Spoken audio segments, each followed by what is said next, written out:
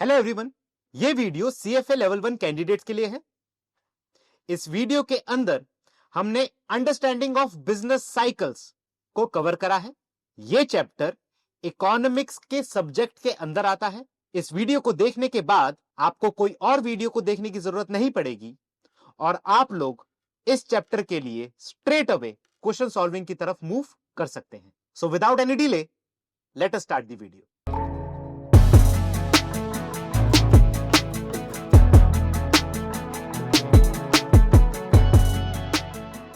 इस टॉपिक पे बढ़ने से पहले, ऑफिशियली इस टॉपिक पे बढ़ने से पहले एक बारी एक छोटा सा बेस बनाने की कोशिश करते हैं हम मैक्रो इकोनॉमिक्स का।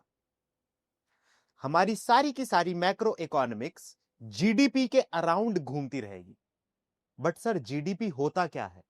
आइए जानने की कोशिश करते हैं। What is GDP? Guys, assume करिए there is a auto industry. Auto industry के अंदर बहुत सारी कंपनीज आ रही हैं, जैसे कि Maruti, Mahindra and Mahindra, Tata, Hyundai. Maruti suppose करते हैं साल में 100 रुपए की सेल करती है। Mahindra and Mahindra is doing a sale of 80, Tata is doing a sale of 90, Hyundai is doing a sale of 50। So क्या मैं इन कंपनीज की टोटल सेल को लगा के ये बोल सकता हूं कि ऑटो इंडस्ट्री की total sale will be this much? कितना आ जाएगा ये? 18, 18, 22, 320। सो क्या मैं ये बोल सकता हूं 320 is the total sales that has been generated by the automobile industry? अब इस 320 की सेल के अंदर मारुति का हिस्सा कितना है अगर मुझे यह निकालना हो, तो क्या मैं ऐसे कर सकता हूं 100 divided by 320 multiplied by 100? What is it? Can you please calculate?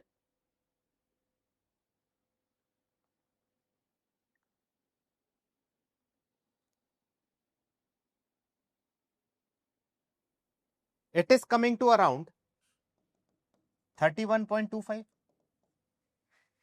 तो इसके थ्रू मैंने क्या जानने की कोशिश करी? मैंने इसके थ्रू यह जानने की कोशिश करी कि टोटल ऑटोमोबाइल इंडस्ट्री के अंदर मारुति का शेयर कितना है। वैसे ही क्या ग्लोबल लेवल पे हमारी कंट्रीज कुछ ना कुछ आउटपुट प्रोड्यूस कर रही होंगी? उस आउटपुट की अगर मैं टोटल वैल्यू को लगा दूं तो वो बन जाएगा मेरा global GDP.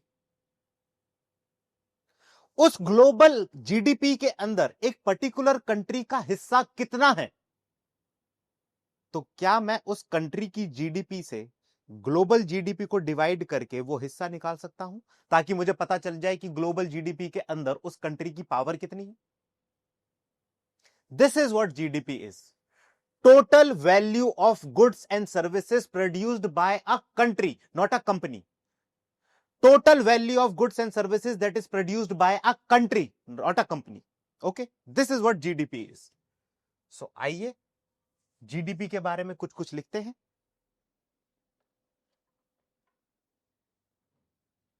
GDP is the total monetary value of goods and services produced within the country border. Now guys, इस जीडीपी को मेजर करने से मुझे क्या पता लगता है? It tells me about the size of the economy. तो क्या मैं जीडीपी को एक सेल की तरह से देख सकता हूं? हां जी, देख सकता हूं। अगर मैं एक कंपनी की सेल को देखता हूं तो मुझे क्या पता लगता है? Size of a company. वैसे ही अगर मैं जीडीपी को देखता हूं तो मुझे क्या पता लगता है? Size of a economy. इस इकोनॉमी के अंदर कितनी इन्वेस्टमेंट की संभावना है, कितनी अपॉर्चुनिटीज छुपी हुई हैं। Size of a economy. Now जब भी मैं जीडीपी को कैलकुलेट करूंगा, it only accounts for the output that has been generated at the end. मतलब कि बीच में कुछ ना कुछ चर्निंग रही होगी, एक आउटपुट की बीच में कुछ ना कुछ चर्निंग रही होगी। सपोज एक पोटैटो है, उसको लेज ने खरीदा, तो यहां पर एक बारी सेल हुई, फिर लेज ने उस पोटैटो का चिप्स बना दिया जिसको एंड कस्टमर ने खरीदा। तो अगर मैं जीडीपी माप रहा हूं, क्या मैं इस सेल को कंसिडर करूंगा? अगर मैं इस वाली सेल को कंसिडर करता हूं, साथ ही साथ चिप्स के पैकेट की सेल को कंसिडर करता हूं, तो क्या मैंने डबल काउंटिंग नहीं कर ली? So to avoid that double counting, मैं सिर्फ चिप्स के पैकेट की सेल को कंसिडर करके जीडीपी को अकाउंट कर दूंगा। Right? So guys, right this, it only account for final goods and service, that is not account for intermediary goods.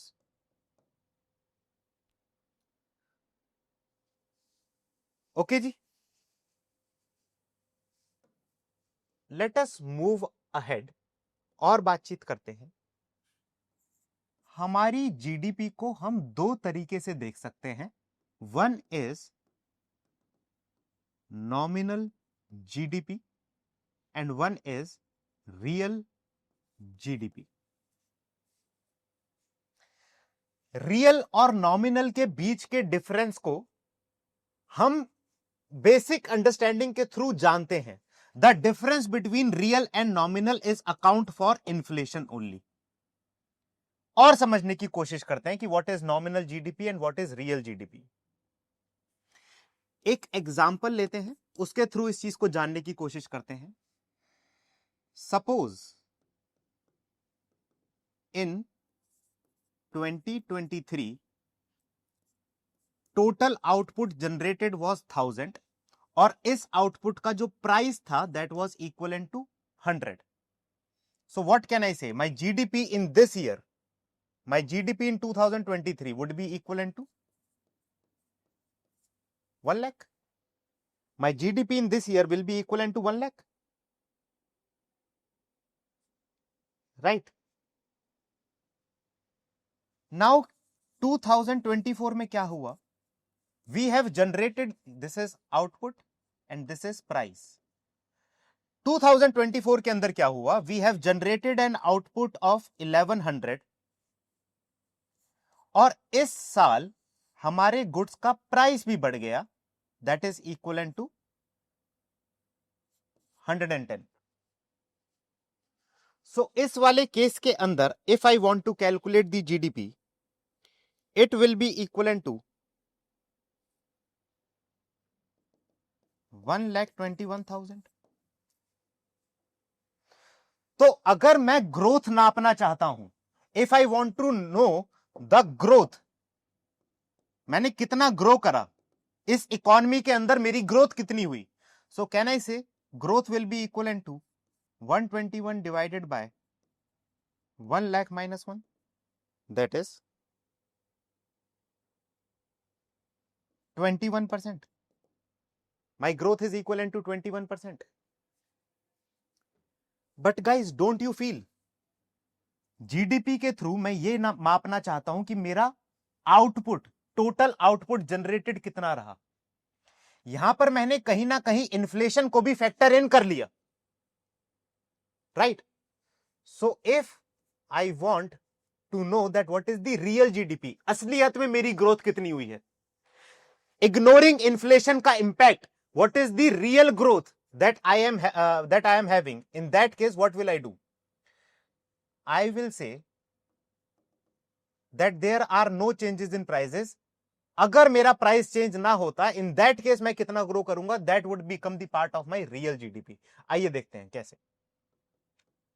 1000 multiplied by 100. This is the total GDP. In 2024, my total GDP is 1100 multiplied by 110 or 100. 100 because I am ignoring the impact. मैं price change को हटा रहा हूं इसके अंदर से. So my growth will be equivalent to, sorry ज्यादा हो गया, right? 1,10,000. Percentage growth is equivalent to divided by, that is 11%, sorry 10%. Let me check, it would be equivalent to 10% only.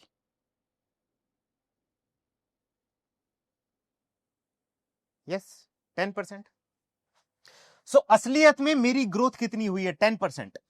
मेरा नॉमिनल जीडीपी दिखा रहा है कि मेरी ग्रोथ 21% हुई है. Why? Because it is considering the impact of change in price as well, and it is ignoring the impact of change in price. असलियत में कितनी ग्रोथ हुई है? That is what real GDP is.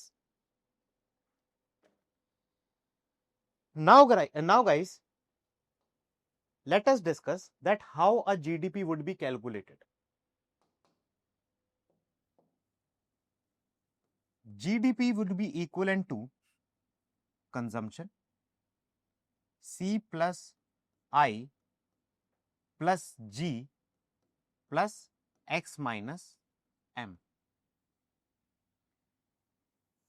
मेरी जो economy है उसमें लोग कितना कंज्यूम कर रहे हैं, कंज्यूम करने से जो मेरा आउटपुट जनरेट हो रहा है, that will become the part of my GDP.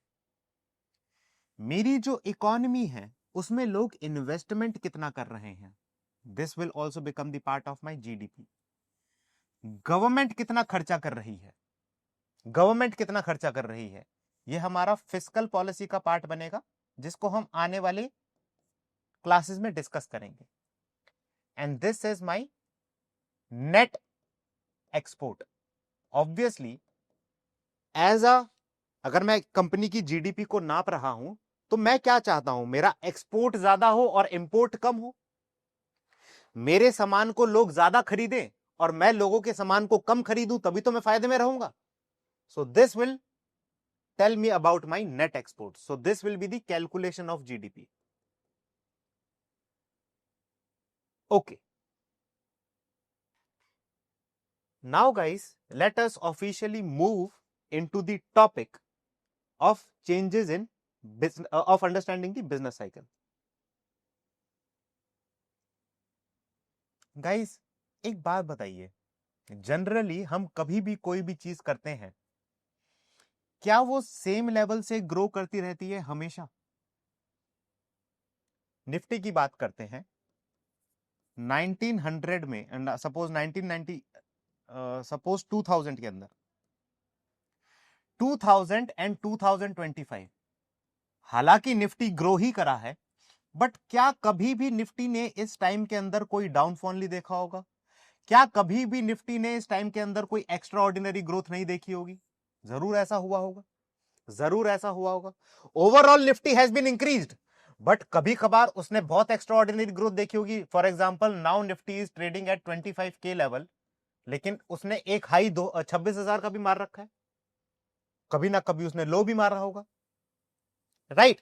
So eventually चीजें बढ़ती ही हैं, बट वो एक साइक्लिकल मूवमेंट के थ्रू बढ़ती है, हमेशा बढ़ती नहीं रहेगी, साइक्लिकल मूवमेंट के थ्रू बढ़ेगी.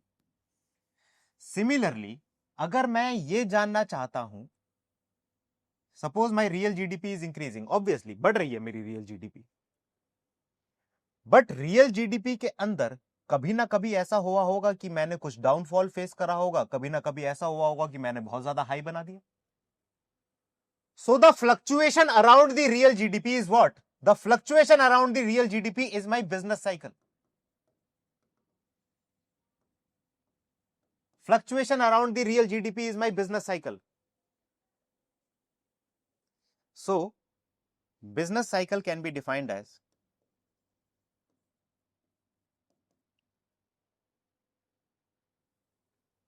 fluctuation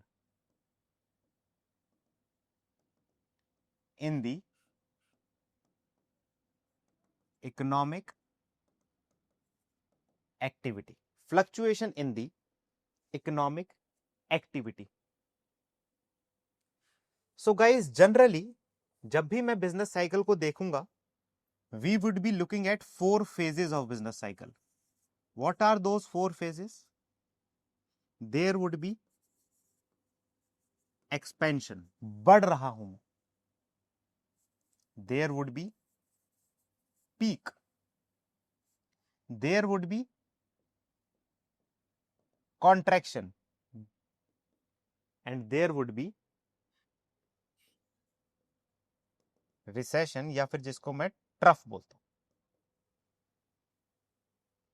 सो अगर मैं इन सारे फैक्टर्स को, इन सारी फेजेस को इस साइकिल के अंदर लगाना चाहता हूं, तो मैं कैसे देख सकता हूं इस साइकिल को? आइए देखते हैं.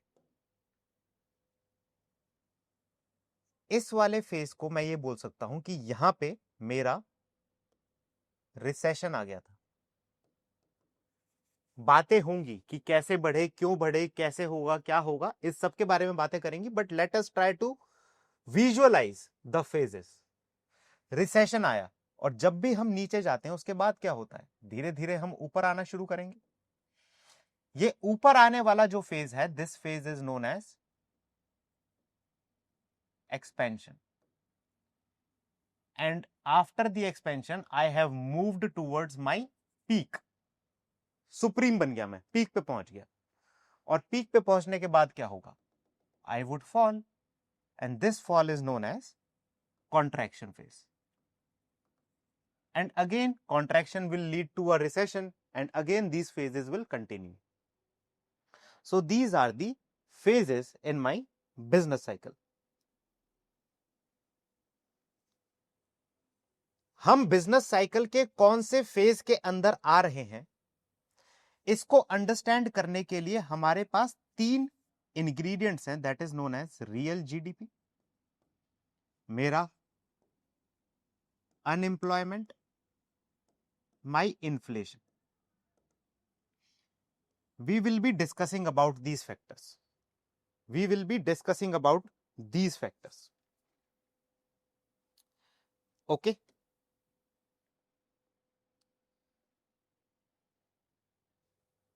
यहां पे हमने कुछ टर्मिनोलॉजीज को इंट्रोड्यूस करा है.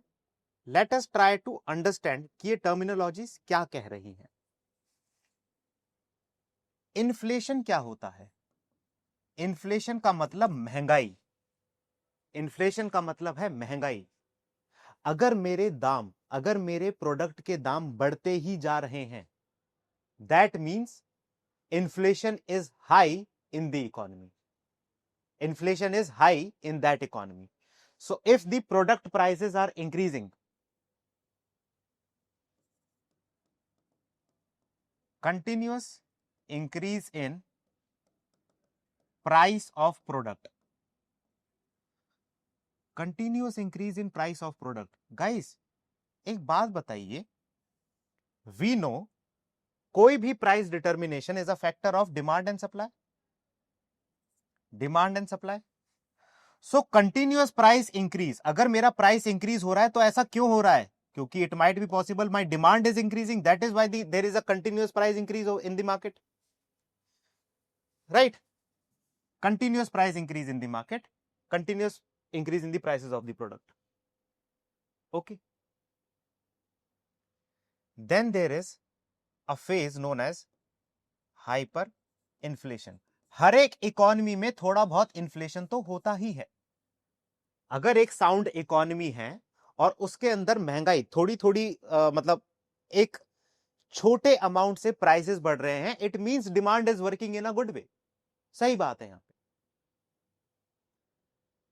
हाइपर इन्फ्लेशन, गवर्नमेंट का और हमारे जो सेंट्रल बैंक अथॉरिटीज हैं, ये चाहते हैं कि इन्फ्लेशन एक रेंज बाउंड क्राइटेरिया के अंदर ही रहे, ना ज्यादा इंक्रीज हो और ना ज्यादा कम हो जाए. सर इन्फ्लेशन अगर कम हो गया तो ये तो अच्छी बात है.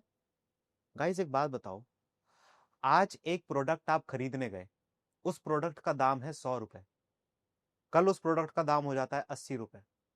परसों उस प्रोडक्ट का दाम हो जाता है 70 रुपए। क्या आप कंजम्पशन से खुश होंगे? नहीं।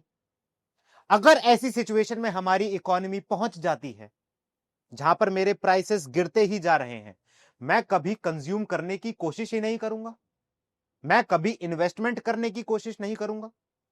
अगर मैं कंजम्पशन नहीं करूंगा, अगर मैं इन्वेस्टमेंट नहीं करूंगा, तो मेरी जीडीपी, मेरा ग्रॉस डोमेस्टिक प्रोडक्ट, ये तो कभी बढ़ेगा ही नहीं। There is no sale of any commodity that is happening in the economy. ये तो बुरा फेज है। ऐसे फेज को हम लोग बोलते हैं डिफ्लेशन। डिफ्लेशन, इन्फ्लेशन का उल्टा डिफ्लेशन। मैं एक ऐसी इकोनॉमी में काम कर रहा हूं जहां पर मेरे प्राइस बढ़ते हैं, बट मार्जिनली बढ़ते हैं, बहुत ज्यादा तेजी से नहीं बढ़ रहे, धीरे धीरे बढ़ रहे हैं। 4-5% ऑफ दी, मतलब एक साल के अंदर 4-5% मेरे प्राइसेस बढ़ जाते हैं। In that case it is termed at that my economy, there is a sound inflation in my economy. बहुत ज्यादा भी नहीं है, बहुत कम भी नहीं है।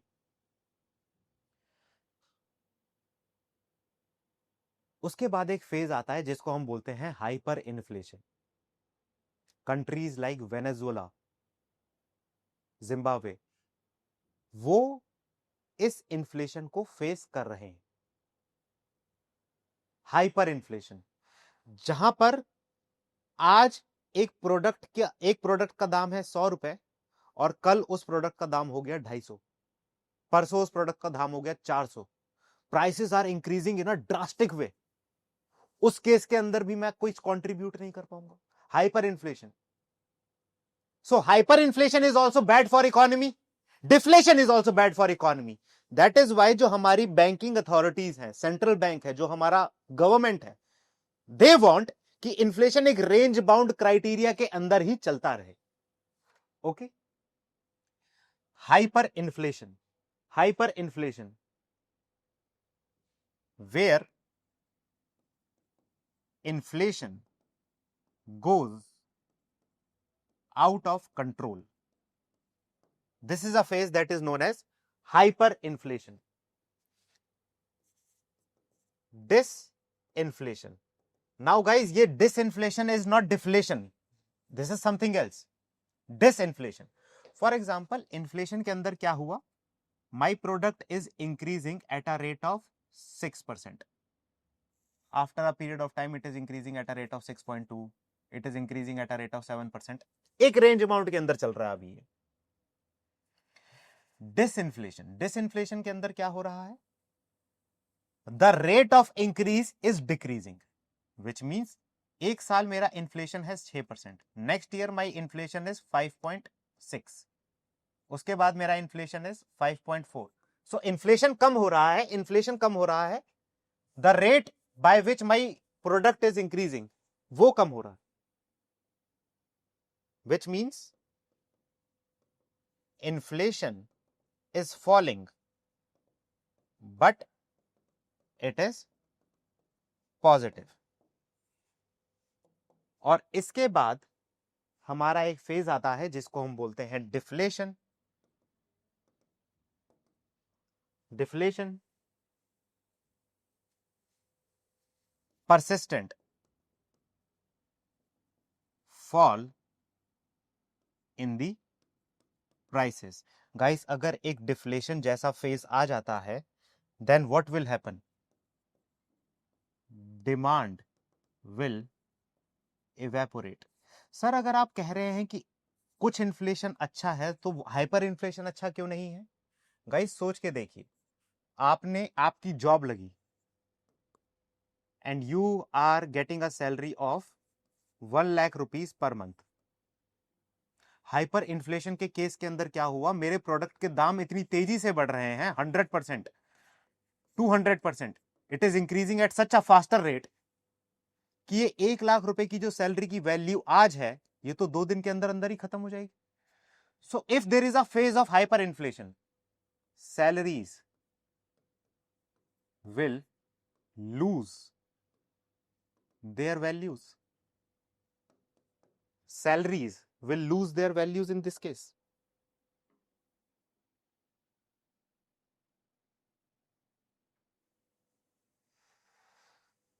Okay, और बातें करते हैं। Let us talk about business cycle. हम रिसेशन से बात करनी शुरू करते हैं। रिसेशन, रिसेशन के अंदर क्या हो रहा है दोस्त? माई demand is very low, my demand is very लो। हमारे काम धंधे ढंग से चल ही नहीं रहे हैं। अगर हमारे काम धंधे ढंग से चल नहीं रहे हैं तो डिमांड वुड बी लो। याद करो कोविड का time period, right? In that case our demand would be very low. So guys, what would happen? Generally what is happening,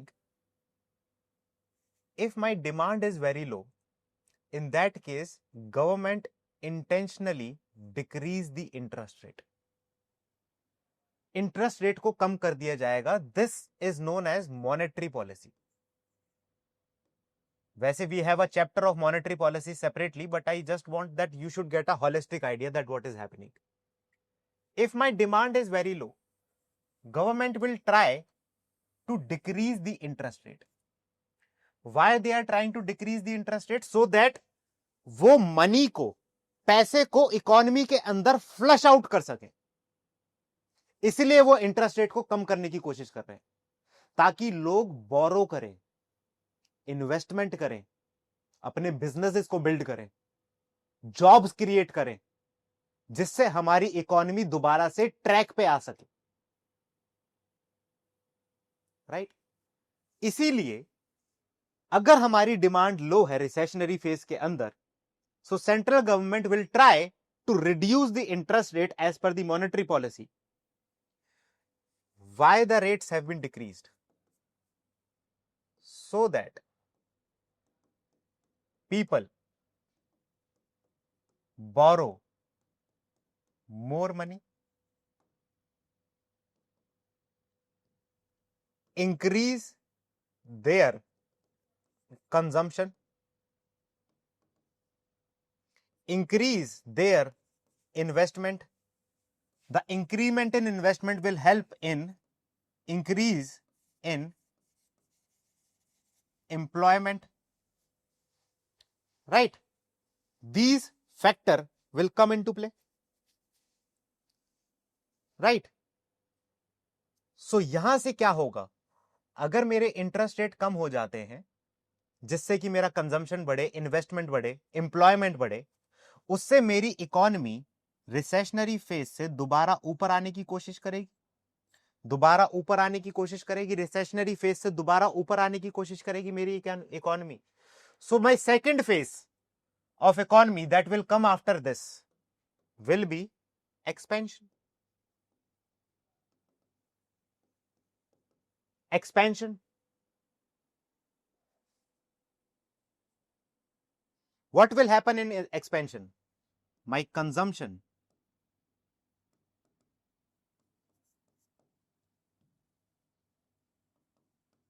investment, employment, such kind of things will get increased. Such kind of things will get increased. Guys, ध्यान से सोच के देखो, अगर मैं consume करता जा रहा हूं, इन्वेस्टमेंट कर रहा हूं, जॉब्स क्रिएट कर रहा हूं, तो क्या हो रहा है? Market demand is increasing. And अगर मेरा मार्केट डिमांड इंक्रीज कर रहा है, तो इसके साथ साथ आपको नहीं लगता कि प्राइजेस भी बढ़ जाएंगे?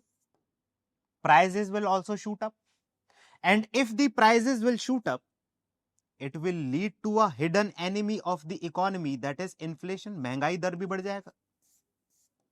Obviously government want कि महंगाई दर एक रेंज में ही चलता रहे, वो बहुत ज्यादा बढ़ ना जाए, बहुत ज्यादा ऊपर नीचे ना हो जाए. Inflation is economy. सो क्या हो रहा है? Government is getting worried. जैसे ही इन्फ्लेशन बढ़ने वाला है, इस न्यूज को देखते हुए government is getting worried. Let us see after this क्या होता है. After this, what will happen? After this, I will reach towards the peak. I will reach towards the peak. What will happen at the peak? अब मैं अगर recession के बाद grow करना शुरू करा था, और मैं अगर सपोज 10% की स्पीड से ग्रो कर रहा था, जैसे जैसे मैं आगे बढ़ता चला जाऊंगा, मेरा growing percentage would start decreasing. Suppose at 7, 6, 5. My marginal growth will try to decrease over here. So at the peak, what will happen? At the peak, what will happen?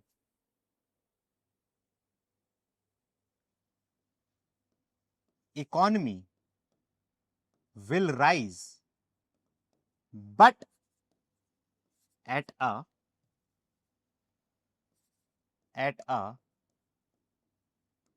Decreasing rate. Economy बढ़ेगा लेकिन उसका बढ़ने का जो growth rate होगा वो कम हो जाएगा, उसकी स्पीड कम हो जाएगी. Also inflation will reach to the peak. महंगाई बहुत ज्यादा बढ़ जाएगी. गाइस एक बात बताओ, अगर इन्फ्लेशन पीक पे पहुंच चुका है मतलब कि डिमांड इकोनॉमी में इतनी ज्यादा है कि लोग खरीदते जा रहे हैं चीजों को, जिसकी वजह से प्राइसेस बढ़ते जा रहे हैं इकोनॉमी के अंदर. अगर गवर्नमेंट को चाहिए कि वो ऐसी सिचुएशन को कर्ब डाउन कर सके, so what do you think, क्या करना चाहिए गवर्नमेंट को? जब इसकी उल्टी सिचुएशन थी, जब मार्केट के अंदर डिमांड नहीं थी, तो गवर्नमेंट ने क्या करने की कोशिश करी? इंटरेस्ट रेट्स को कम करने की कोशिश करी ताकि डिमांड बढ़ सके. अब डिमांड बहुत ज्यादा हो गई है, उसको कर्ब डाउन करने के लिए गवर्नमेंट क्या करने की कोशिश करेगी? गवर्नमेंट इंटरेस्ट रेट राइज करने की कोशिश करेगी. अगर हमारे इंटरेस्ट रेट्स बढ़ जाएंगे तो लोग कंजम्पशन को कम कर देंगे, इन्वेस्टमेंट्स को कम कर देंगे, एम्प्लॉयमेंट फैक्टर भी थोड़ा सा हिट होगा, मार्केट में डिमांड थोड़ी सी कम हो जाएगी.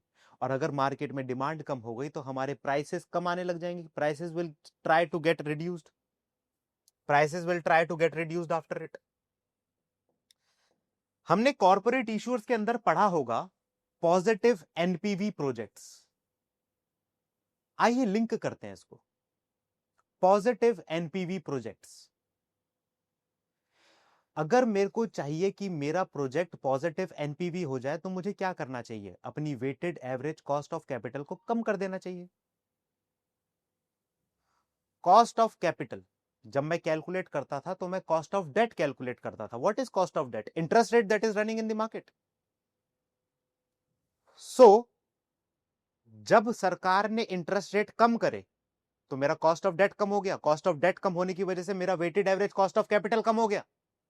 और अगर मेरा weighted average cost of capital कम हो जाएगा, there is a higher probability that my in projects will become positive NPV.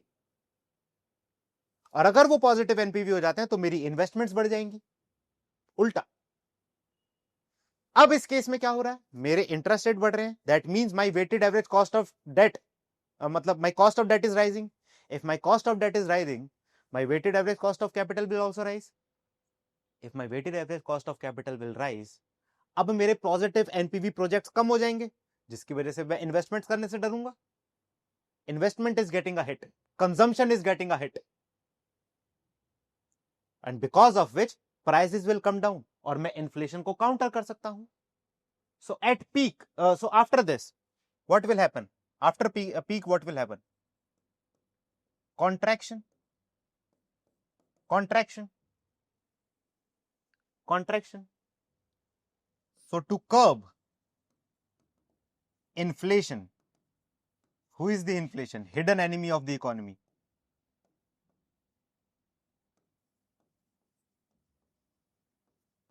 To curb the inflation, interest rates will be risen by the government authorities. This increase in interest rate will reduce consumption. Sir consumption क्यों reduce हो जाएगी? क्योंकि लोग save करने के प्रति ज्यादा ध्यान देंगे.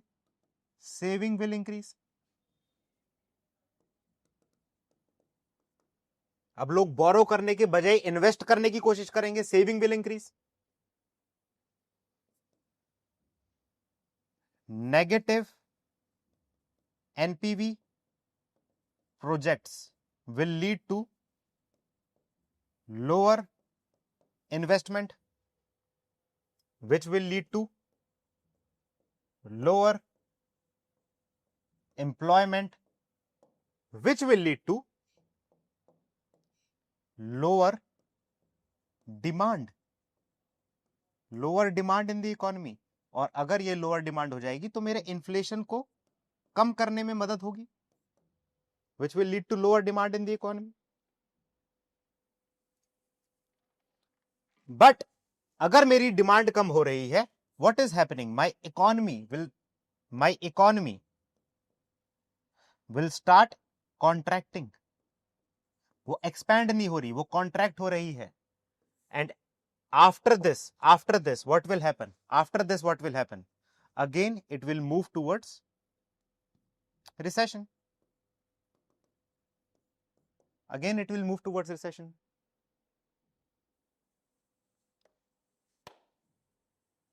So, these are the business cycle. Business cycle, जो हमारे रियल जीडीपी पे आसपास मूव करती रहेगी. सर, क्या संसार में कोई इकोनॉमी ऐसी है जो इन बिजनेस साइकिल से इम्यून हो? नहीं. There is no economy in this world that is immune from this business cycle. हर एक इकोनॉमी को इन बिजनेस साइकिल्स का सामना करना ही पड़ता है. बट एक बिजनेस साइकिल का टाइम ड्यूरेशन कितना रहेगा यह मापना मुश्किल है. एक बिजनेस साइकिल का टाइम ड्यूरेशन कितना रहेगा? फॉर एग्जांपल, एक्सपेंशनरी जो फेज था मेरा, वो 1 साल तक रहेगा, 2 साल तक रहेगा, 10 साल तक रहेगा, 20 साल तक रहेगा, मुझे नहीं पता. इस फेज को मापना मुश्किल है. बट हमारे पास कुछ तरीके हैं जिससे हम फोरसी कर सकते हैं कि शायद हम बिजनेस साइकिल टर्न अराउंड करने वाली है. सर, क्या ये जो हमारे पास जो फैक्टर्स हैं जिसके बारे में हम लोग डिस्कस करने वाले हैं, क्या ये हमेशा काम करते हैं? नहीं. क्या ये फॉल्स सिग्नल जनरेट कर सकते हैं? हां जी, बिल्कुल कर सकते हैं. बट स्टिल इन फैक्टर्स को देखा जा सकता है सो दैट हम ये माप सकें कि आने वाले टाइम में क्या बिजनेस साइकिल चेंज होने वाला है या नहीं. Let us try to discuss them. Let us try to discuss them. Before discussing them, let us write something. Note: no economy is immune from business cycle. No economy is immune from business cycle. Also, the time duration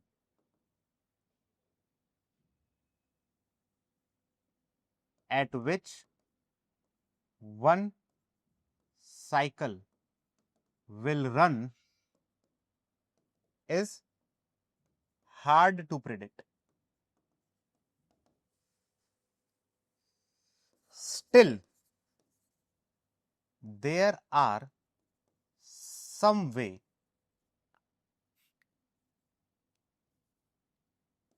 by which we can try to judge a turnaround is in business cycles.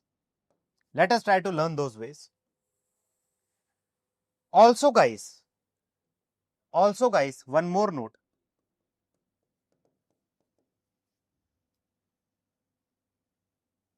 There are two exceptions of these cycles. Guys, सोच के देखिए, अगर मेरी जो economy है वो एक agrarian economy है, मतलब ज्यादा से ज्यादा कंट्रीब्यूशन मेरी इकोनॉमी के अंदर एग्रीकल्चर का है, तो उस वाले केस के अंदर business cycle will not make much difference. उस वाले केस के अंदर climate will make a much difference.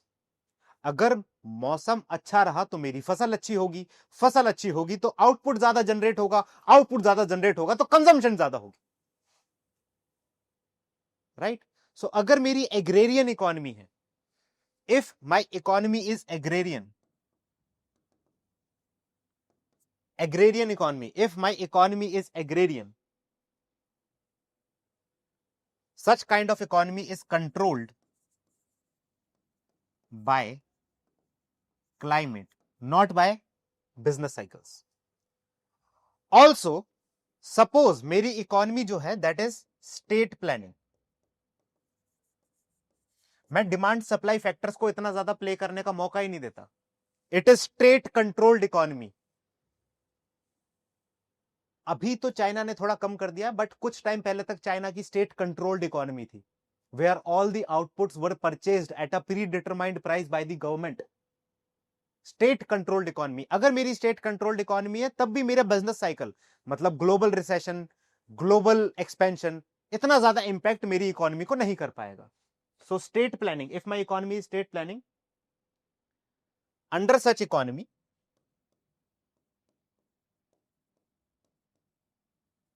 my output is controlled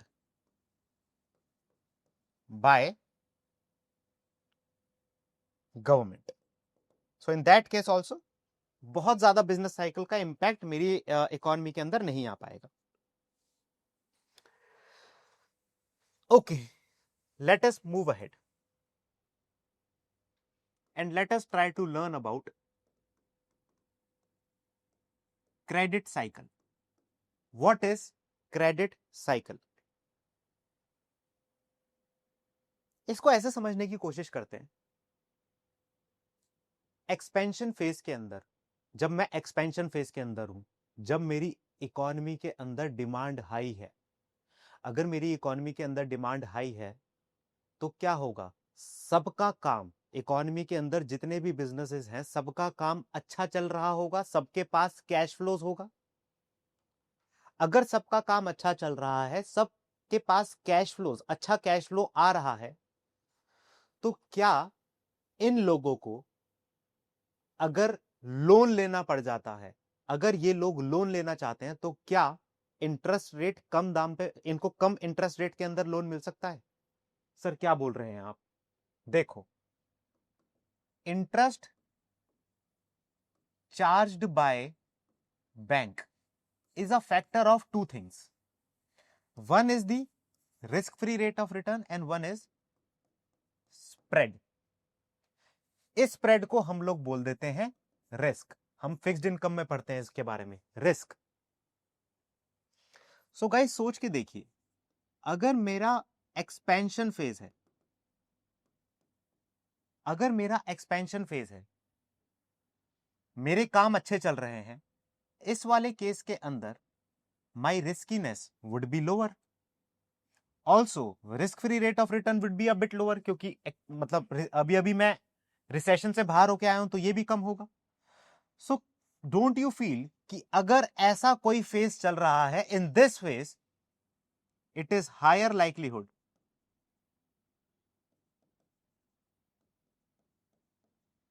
that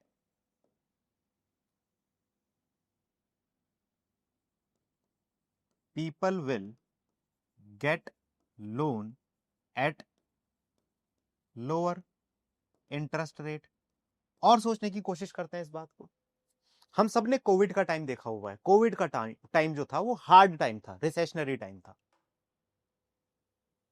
जब लोगों के काम धंधे ढंग से नहीं चल रहे थे. उस वाले टाइम पे अगर आपसे कोई बोलता कि मुझे कुछ पैसा उधार पे दे दो, तो क्या आप higher rate of interest charge करते या आप lower rate of interest charge करते? Obviously higher rate of interest charge करते. आज का टाइम थोड़ा सा स्टेबलाइज्ड टाइम, अच्छा टाइम, सबका काम ठीक चल रहा है, इस वाले टाइम के अंदर अगर वही बंदा आपसे पैसे मांगने आएगा तो क्या आप उसको थोड़े से कम रेट ऑफ रिटर्न पे पैसा नहीं दे दोगे? राइट, बिल्कुल दे देंगे.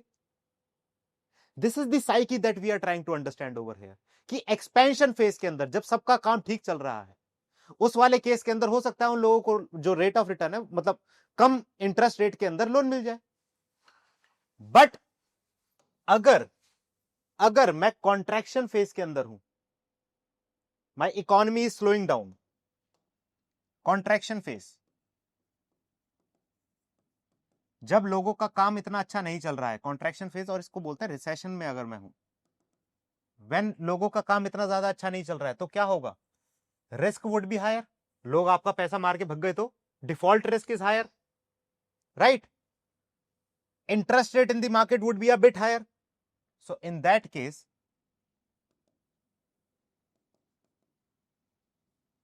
higher interest would be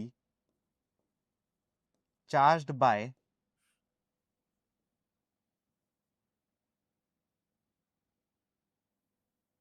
loan provider.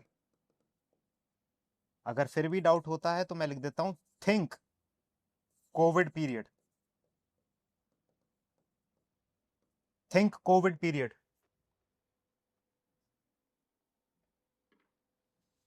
Right? Okay, let us try to move our discussion. Let us move our discussion now.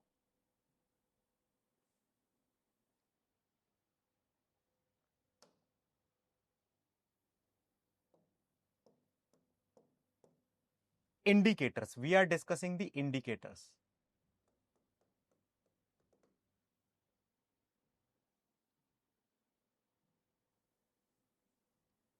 Guys, अगर आपका एक बिजनेस है, you are running a business, क्या आप उस बिजनेस के अंदर बहुत सारा सामान इन्वेंट्री के अंदर स्टोर करना चाहते हो? क्या आप उस बिजनेस के अंदर बहुत कम सामान इन्वेंट्री के अंदर स्टोर करना चाहते हो?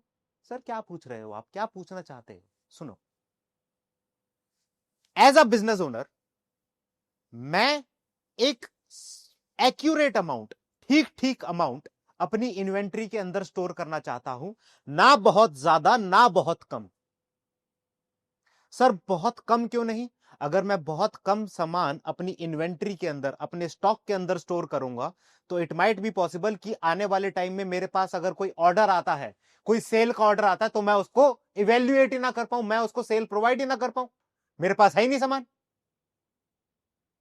दूसरा केस, अगर मैं बहुत ज्यादा सामान बना के अपनी इन्वेंट्री के अंदर स्टॉक कर दूंगा, तो मैं एक रिस्क नहीं झेल रहा, हो सकता है मेरा सामान खराब हो जाए, रिस्क ऑफ ऑब्सिलेंस। और मैं अपनी हायर कैपिटल को इन्वेंट्री के अंदर ब्लॉक नहीं कर रहा है इस टाइम के अंदर।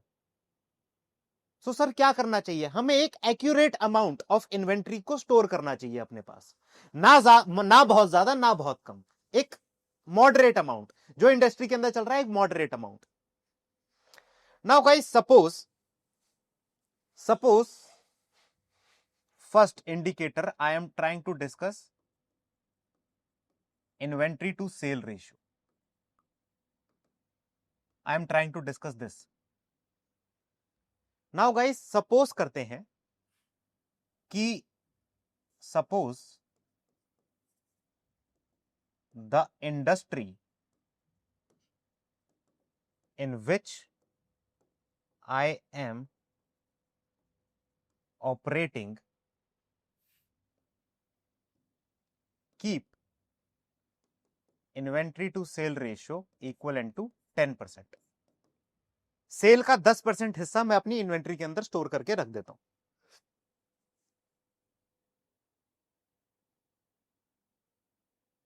Now guys, case 1, suppose we are in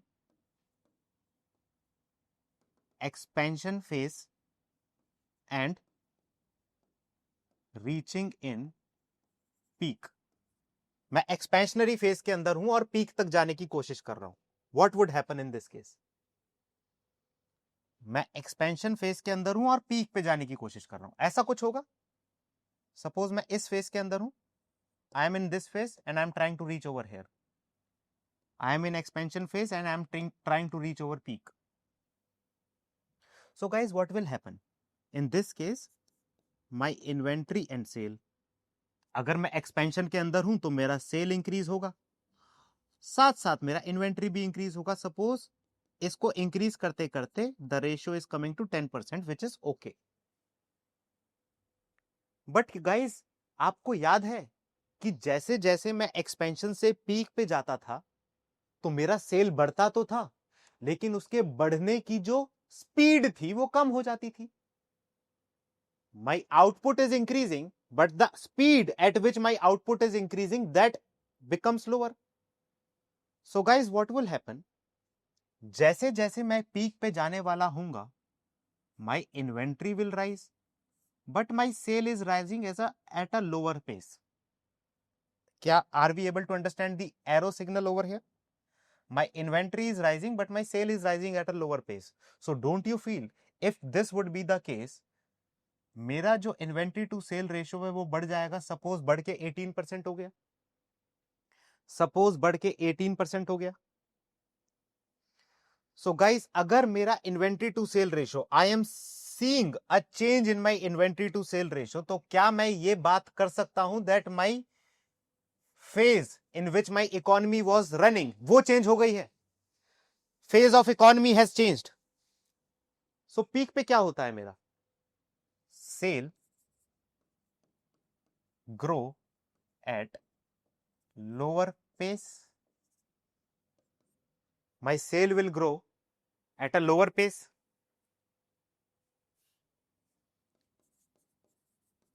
My inventory will pile up. And अगर मेरी इन्वेंट्री पाइल अप होती जा रही है तो क्या करेगा बिजनेसमैन? क्या करेगा? अपने आउटपुट को कम करने की कोशिश करेगा. Right? So what will happen? Corporate will try to reduce the output. Corporate will try to reduce the output. और अगर मेरा कॉर्पोरेट आउटपुट को कम करने की कोशिश करेगा तो क्या होगा? डिमांड तो कम हो ही रही है, आउटपुट भी कम हो रहा है, जिसकी वजह से एम्प्लॉयमेंट पे इफेक्ट आ सकता है. एंड अगर ये सब होगा, output is reducing, in that case my economy will move to contraction. My economy will move towards contraction. Right? So this indicator, अगर मेरा ऐसा इंडिकेटर वर्क करता है तो मुझे पता लग जाएगा that there is a shift that is going to take place. My inventory to sale ratio is rising. If my inventory to sale ratio is rising, what is the meaning of it? बाजार में demand खत्म हो रही है. बाजार में demand खत्म हो रही है, तभी तो मेरा इन्वेंट्री पाइल अप हो गया मेरे पास. और अगर बाजार में डिमांड खत्म हो रही है तो क्या होगा? मेरी इकोनॉमी कॉन्ट्रैक्शन के अंदर चली जाएगी.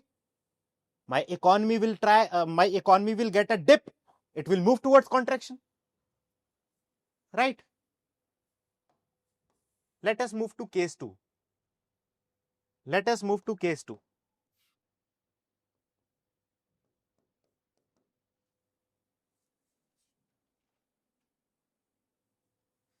अब क्या हुआ? My inventory to sale ratio, my sale is decreasing क्योंकि मैं तो contraction में आ गया. My inventory is also decreasing. मैं फिर से अपनी inventory to sale ratio को 10% के आसपास लेके आ गया. My sale is decreasing, my inventory is decreasing, outputs are decreasing. But now, from contraction phase, I am moving towards the peak. I am moving towards the recessionary phase. Contraction phase के साथ साथ this is contraction. And मैं contraction से recession की तरफ जा रहा हूं. Right?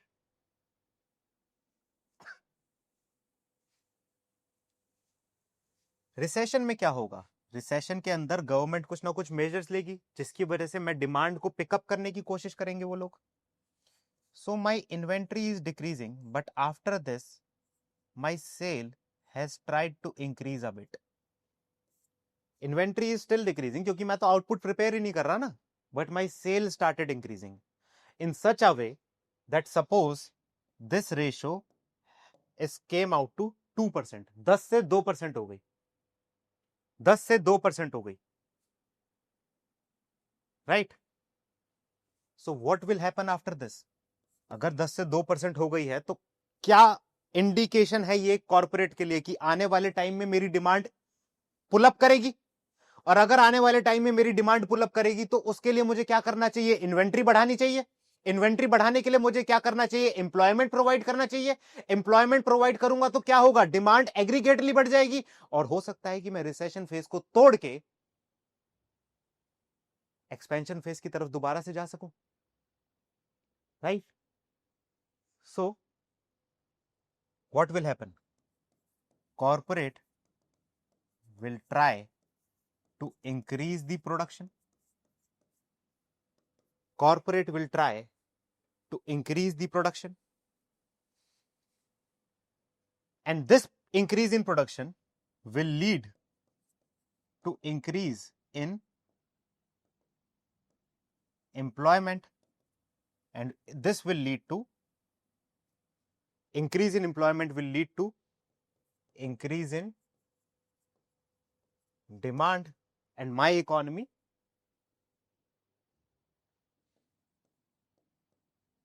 will move to expansion.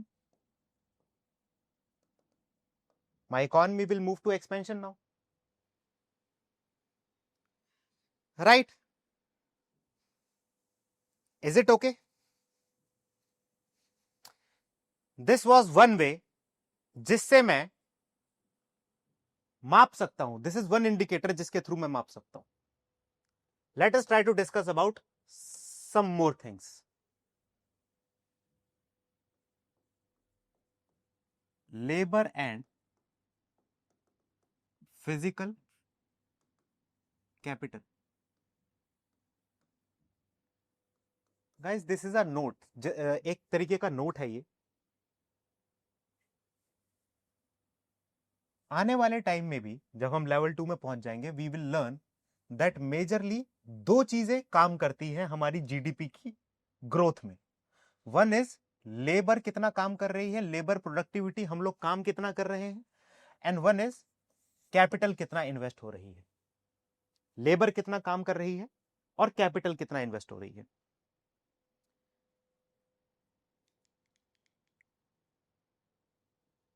Guys एक बात बताओ, अगर एक बिजनेस ओनर है, उसकी प्रोडक्ट की डिमांड थोड़ी सी कम हो गई, क्या लगता है आपको?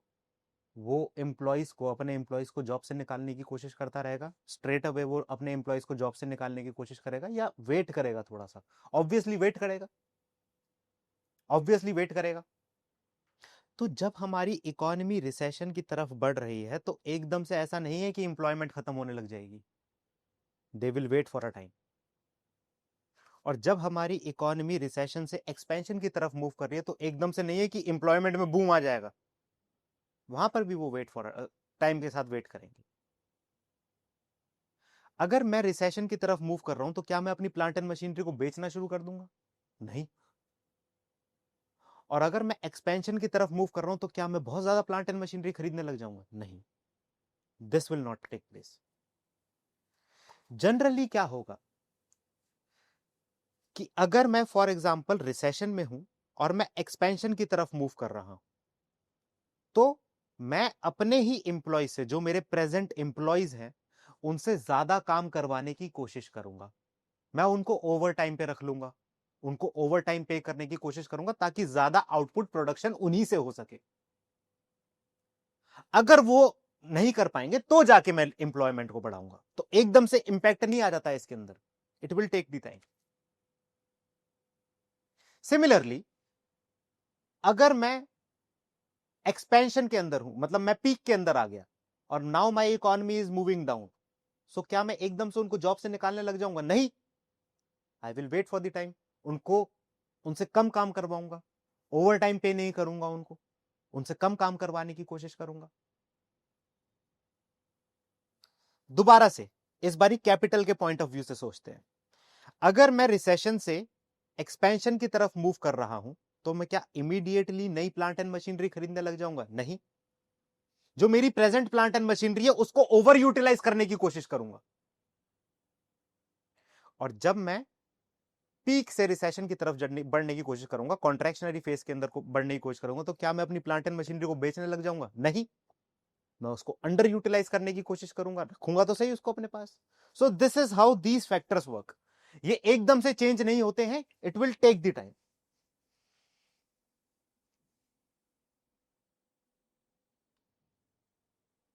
सो there is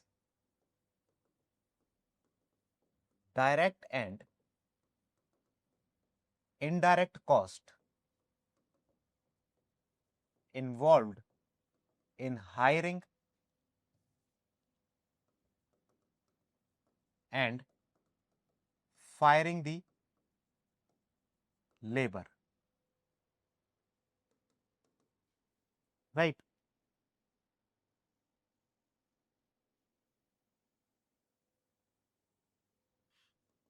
Hence, corporate will not start, not immediately start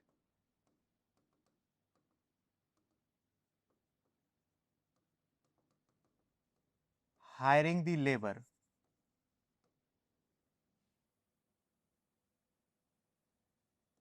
after recessionary phase. What they will try to do? They will try to provide overtime and over utilize the plant and machinery. They will try to provide the overtime and they will overutilize the plant and machinery, right? Rather than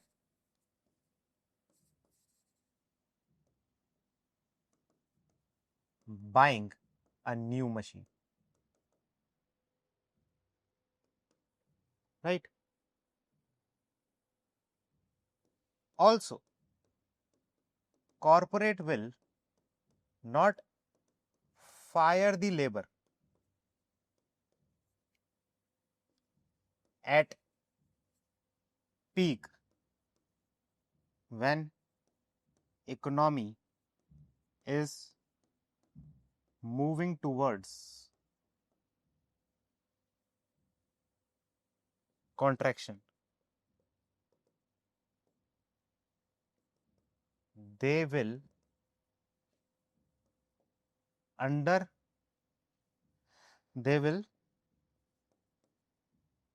not provide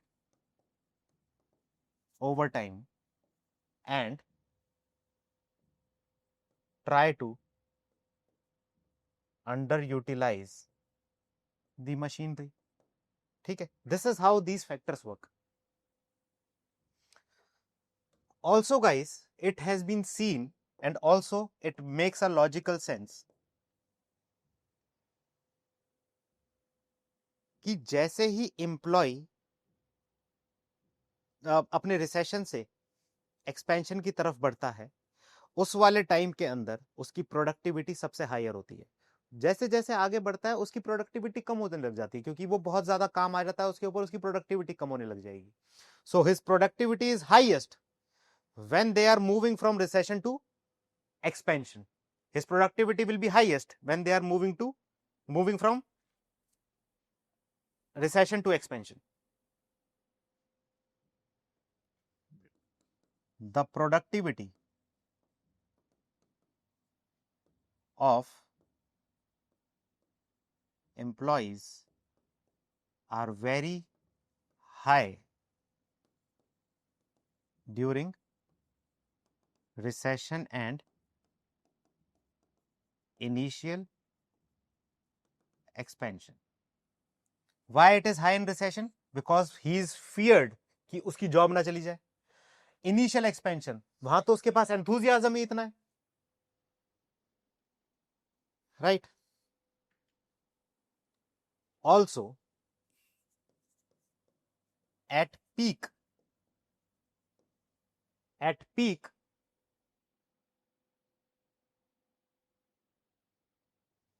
and initial contraction, productivity is low. At peak and initial contraction, the productivity is low.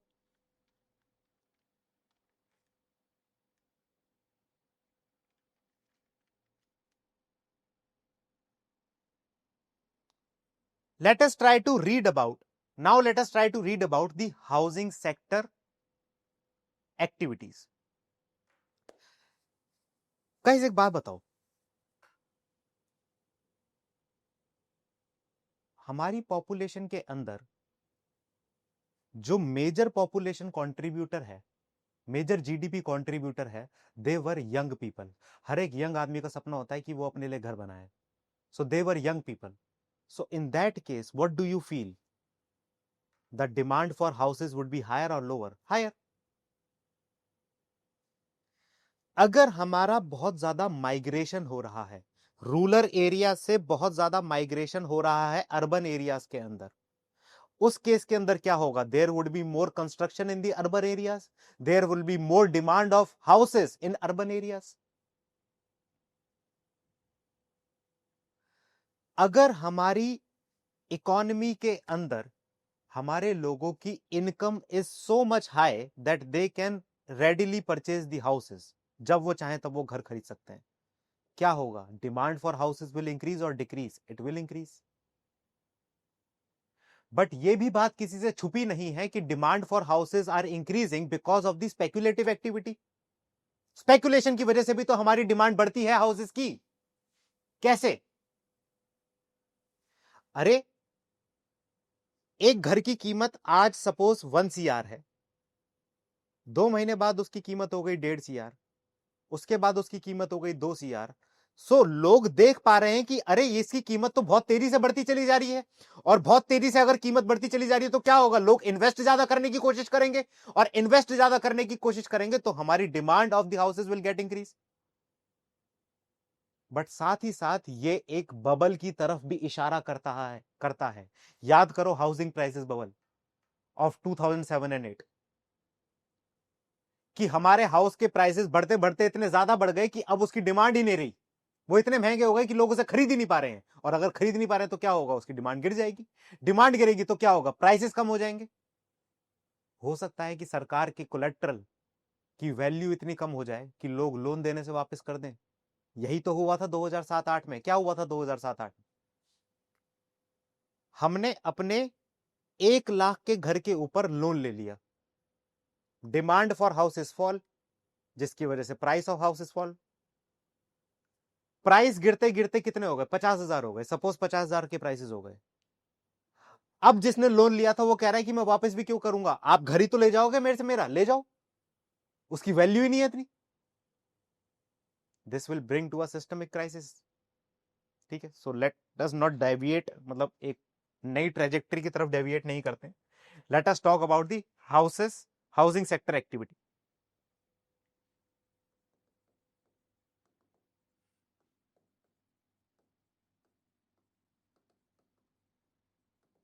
Housing sector activity, let us talk about it.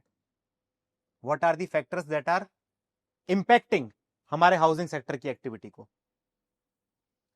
हमने हमेशा देखा है जैसे ही हमारे interest rate कम हो जाते हैं, अगर हमारा mortgage rate, if my mortgage rate is lower, लोग क्या करेंगे? लोन ले लेंगे, and through that loan they will try to buy house. Loan लेके घर खरीदेंगे, जिसकी वजह से क्या हुआ?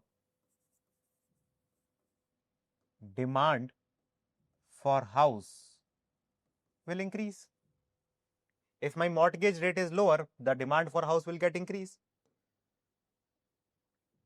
Second,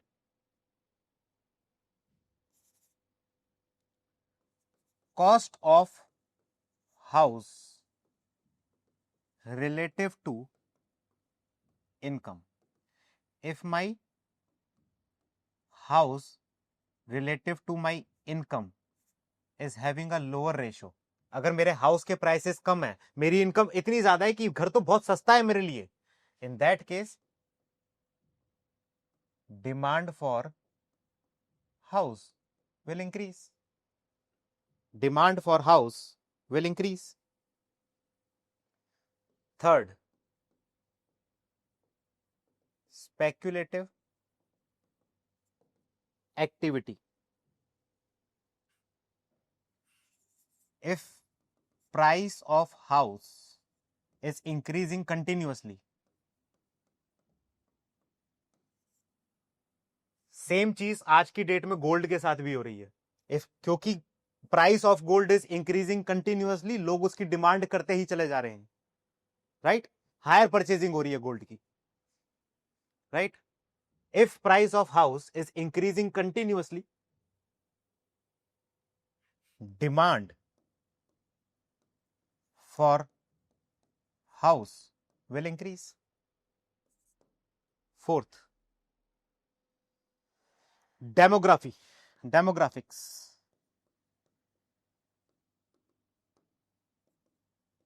If young population, age bracket of 25 to 40, high demand.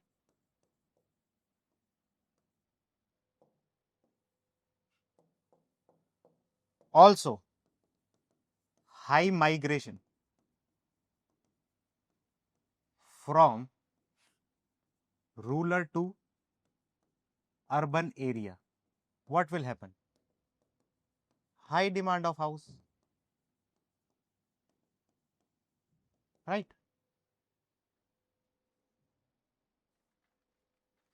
Okay. Okay.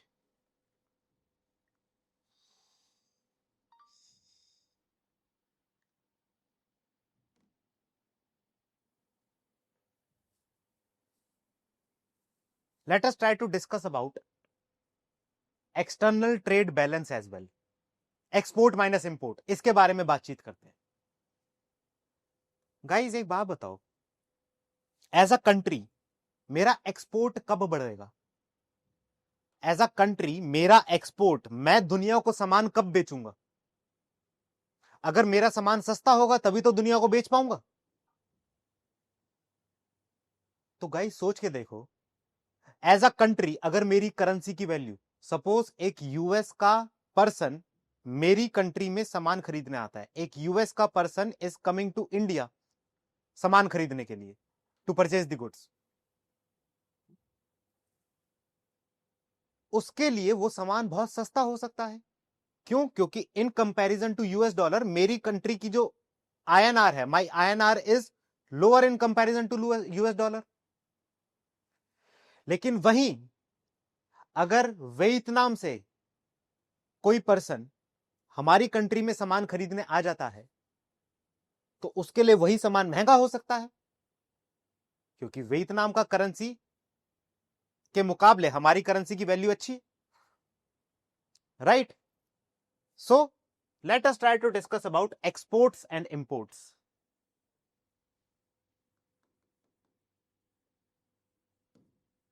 Logical बात करेंगे सारी की सारी.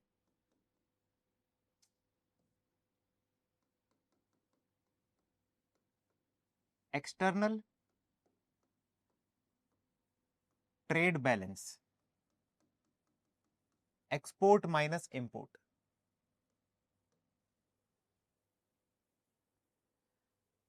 एक्सपोर्ट, मेरी कंट्री का एक्सपोर्ट अच्छा कब होगा? अगर फॉरेन इनकम अच्छी होगी. So export is a function of foreign income.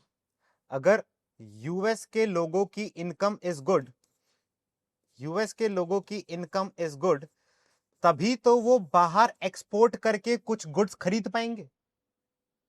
If US के लोगों की पर्सन इज गुड, तभी तो वो बाहर एक्सपोर्ट करके कुछ खरीद पाएंगे, right? So export is a function of foreign income, और I can say it is a function of foreign GDP minus import. Now import, मैं इंपोर्ट कब करूंगा? मैं यूएस से आईफोन कब खरीदूंगा? जब मेरी इनकम अच्छी होगी, right? So import is a function of domestic income, और I could say domestic GDP. Note, अगर मेरी करेंसी की वैल्यू कम हो गई, होम करेंसी वैल्यू डेप्रिसिएशन, अगर मेरी कंट्री की करेंसी की वैल्यू कम हो गई तो उस केस के अंदर मैं ज्यादा बाहर से सामान खरीद सकता हूं या अपना सामान बाहर वालों को ज्यादा बेच सकता हूं। अगर मेरी कंट्री की करेंसी की वैल्यू कम हो गई तो मेरे लिए तो दुनिया के गुड्स महंगे हो गए ना, मैं तो दुनिया से सामान इतना ज्यादा नहीं खरीद पाऊंगा, लेकिन दुनिया मेरे से ज्यादा सामान खरीद पाएगी।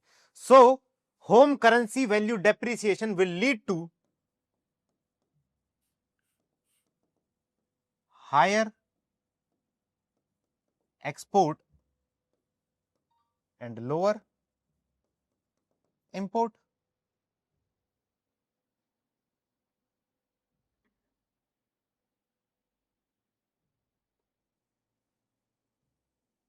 राइट,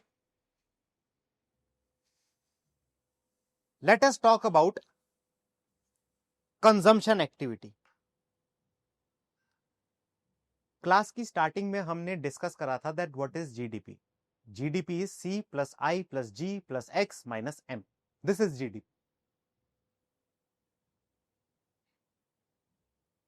गाइस, हमारी जीडीपी के अंदर, हमारी या किसी भी कंट्री की जीडीपी के अंदर सबसे बड़ा फैक्टर जो प्ले करता है that is the factor of consumption. लोग कंज्यूम कितना कर रहे हैं। We are such a high populate, मतलब highest population in the world. India is the highest population in the world. हम अपनी जीडीपी को बढ़ा रहे हैं नॉर्मल लंच करके, नॉर्मल चाय पी के हम अपनी जीडीपी को बढ़ा रहे हैं।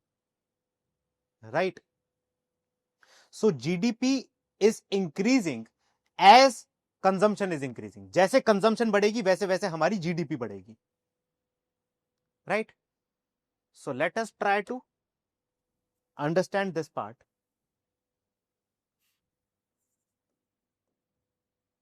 Consumer spending activity. Oh, consumer spending activity. What is GDP? GDP is C plus I plus G plus X minus M. This consumption is highest factor, highest contributor to GDP.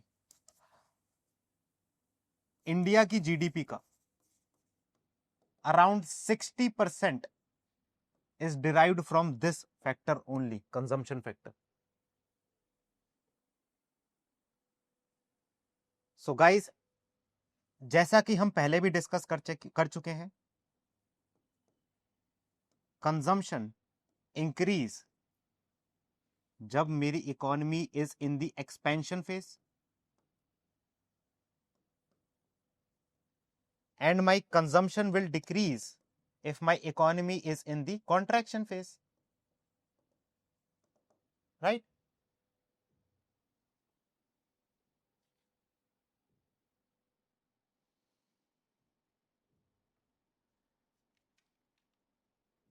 Okay. Let us move. Covid के period को आप लोग कैसे देखेंगे? Recessionary period, लोगों का काम नहीं चल रहा था, लॉकडाउन था, पूरी की पूरी कंट्री छोड़ो पूरे की पूरी दुनिया में लॉकडाउन था, कोई काम नहीं कर पा रहा था उस वाले पीरियड के अंदर। रिसेशनरी फेज, उस रिसेशनरी फेज के अंदर क्या आप लोग एक कार खरीदने में इंटरेस्टेड थे या आप लोग अपने घर का राशन खरीदने में इंटरेस्टेड थे? दाल, आटा, चावल, इन चीजों को खरीदने में इंटरेस्टेड थे। ऑब्वियसली नेसेसिटीज को खरीदने में इंटरेस्टेड थे हम लोग।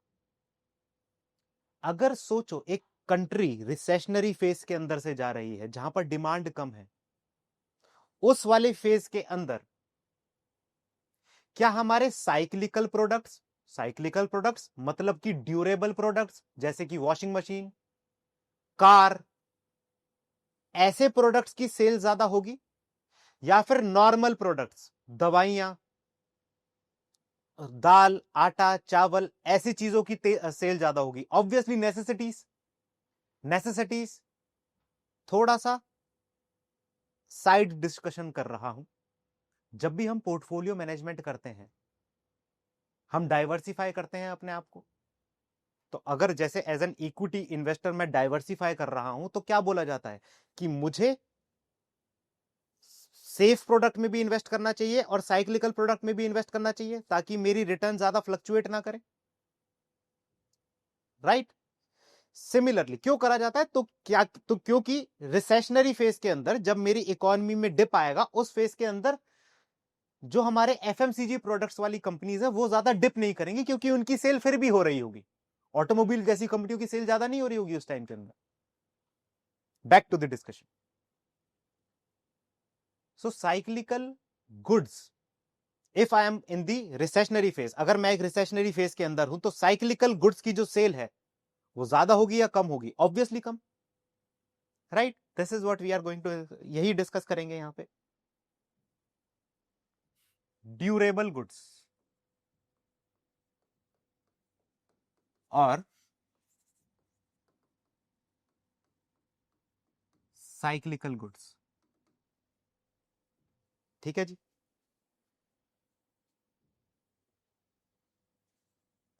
Consumer spending in durable goods is high in expansion. Durable goods की सेल ज्यादा होगी एक्सपेंशनरी फेज के अंदर, and consumer spending in durable goods is low in contraction. Contraction में इनकी सेल्स कम होगी हमारी।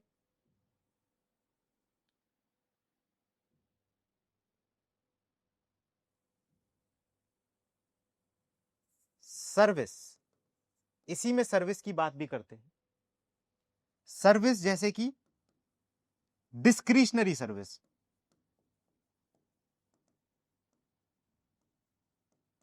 What is the meaning of discretionary service? Discretionary service जिसकी इतनी ज्यादा जरूरत नहीं है, इसके कारण लाइफ और डेथ वाली ट्रीटमेंट नहीं है हमारा।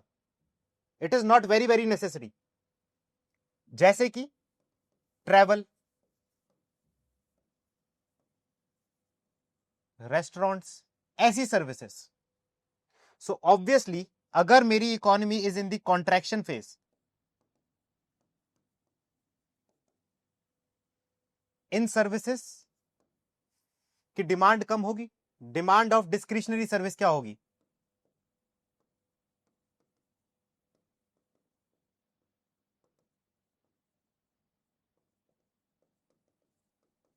बहुत लो। राइट? फूड, मेडिसिन, ये किस कैटेगरी में आ जाएगी मेरी? अगर डिस्क्रिशनरी इज ऐसी कैटेगरी है जिसको मैं करूं या ना करूं कुछ ज्यादा मैटर नहीं करेगा, तो ये कैसी कैटेगरी में आ जाएंगी? This is non discretionary.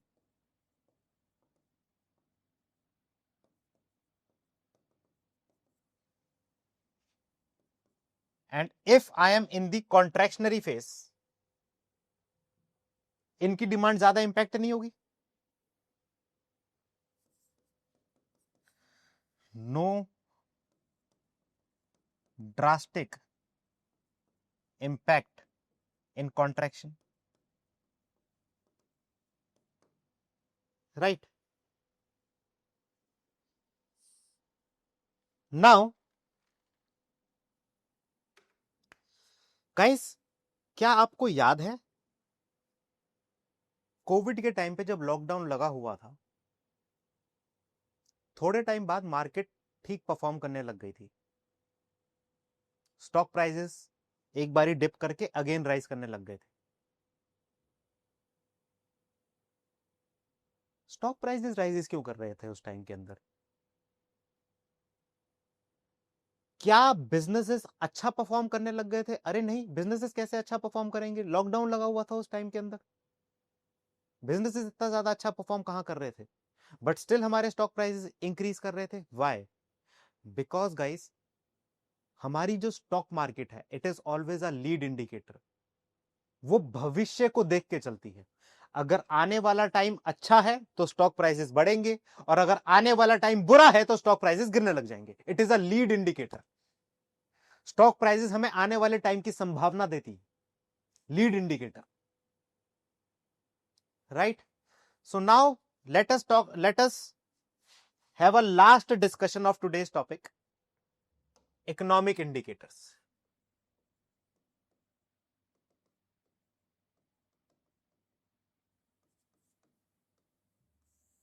This can be leading indicators and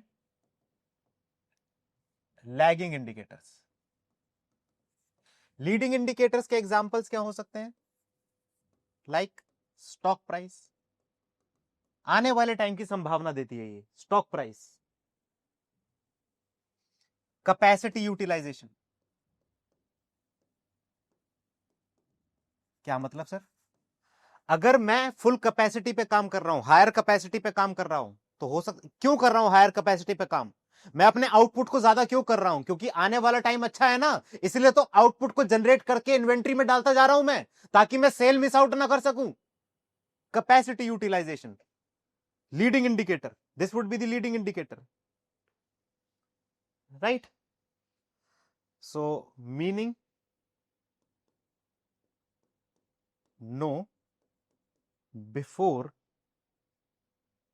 the business cycle. Lag indicator, what will be the examples of lag indicator? Unemployment rate. Sir कैसे? याद करिए, हमने ये चीज डिस्कस कर रखी है कि अगर मैं पीक पे हूं तो मैं एकदम से लोगों को जॉब से नहीं निकाल दूंगा। आई विल वेट। जॉब से कब निकालना शुरू करूंगा? जब मैं बहुत ज्यादा अपने रिसेशन के अंदर, रिसेशन के करीब होऊंगा, तब जाके निकालना शुरू करूंगा। पहले तो उनकी ओवर टाइम कम करने की कोशिश करूंगा ना। सो अनएम्प्लॉयमेंट रेट, क्या ये एक लीडिंग इंडिकेटर है या फिर ये एक लैग इंडिकेटर है? ऑब्वियसली लैग इंडिकेटर है ये, right? Unemployment rate, right? It would be a lag indicator known after the business cycle. After the business cycle.